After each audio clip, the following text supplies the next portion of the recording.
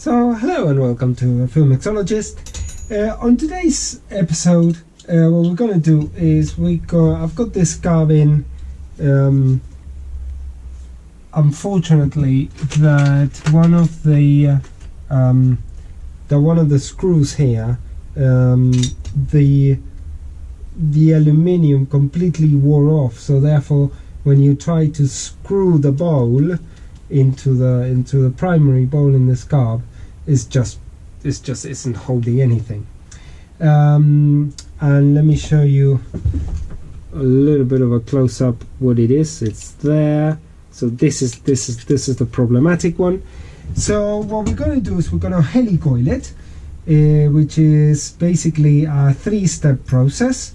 So first you need to drill, then you need to tap, and then you need to install the Heli coil. So once all those things, and so I'll show you in this video, I'm going to set the piece, I'm going to drill, I'm going to then take it out of the drill, tap, and then install. So I'll show you how the process works in a minute.